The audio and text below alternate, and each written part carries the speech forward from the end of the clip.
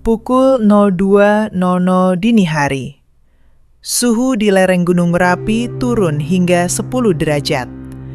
Di dalam Villa Gria Wingit, 7 orang berkumpul untuk merayakan ulang tahun Tuan Broto, seorang kolektor barang antik terkaya di negeri ini. Namun, saat lampu padam selama 30 detik, Tuan Broto menghilang dari kursi makannya. Hanya menyisakan secangkir kopi yang masih mengepul dan bercak darah di taplak meja putihnya. Pintu terkunci, jendela terpalang. Kemana dia pergi? Dan siapa di antara 7 tamu terhormat ini yang tangannya masih berbau besi? Malam perjamuan terakhir. Tuan Broto baru saja mengumumkan revisi surat warisannya. Malam itu hadir Aris, putra sulung yang terlilit hutang judi; Maya, istri muda yang ambisius; Hendro, sopir pribadi yang setia tapi menyimpan dendam lama; Suster Lastri, perawat pribadi yang tahu dosis obat rahasia Tuan Broto. Suasana makan malam berubah mencekam saat Tuan Broto berkata, "Salah satu dari kalian ingin aku mati malam ini." Tidak lama kemudian, petir menyambar, listrik padam, dan keheningan yang mematikan dimulai. Detektif Indra yang terjebak badai di villa tersebut mulai memimpin investigasi. Ia menemukan kejanggalan pertama. Jam dinding di ruang makan berhenti tepat saat listrik padam, tapi jam tangan semua tamu menunjukkan waktu yang berbeda. Indra menemukan lorong rahasia di balik rak buku. Di sana terdapat sebuah berangkas yang sudah kosong. Apakah ini perampokan yang gagah?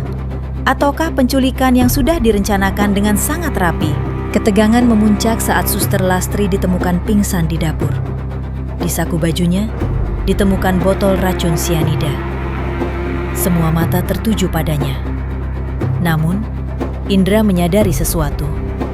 Gelas kopi Tuan Broto tidak mengandung racun, melainkan obat tidur dosis tinggi.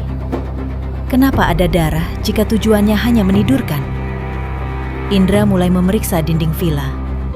Ia menyadari bahwa villa ini memiliki sistem dinding ganda, sebuah arsitektur kuno yang memungkinkan seseorang berpindah ruangan tanpa terlihat. Indra mengumpulkan semua orang di ruang tengah. Ia mematikan lampu kembali. Tuan Broto tidak pernah hilang, ucap Indra dengan tenang. Ia mengetuk dinding kayu di bawah kursi utama. Ternyata, kursi itu adalah lift manual. Maya, istri muda, dan Hendro, sopir, telah bekerja sama.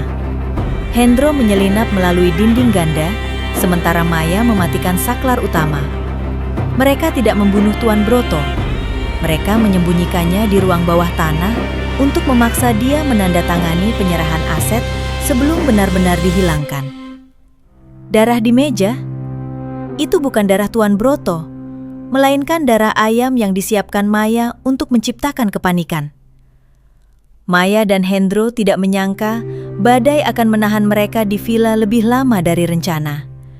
Keserakahan mereka terkunci rapat oleh alam. Tuan Broto ditemukan selamat, namun ia kehilangan kepercayaannya pada semua orang. Gria Wingit kembali sunyi, namun bisikan tentang pengkhianatan malam itu akan tetap tinggal di dinding-dinding kayunya. Apa yang akan kalian lakukan jika berada di posisi Tuan Broto? Memberi maaf atau membalas lebih kejam?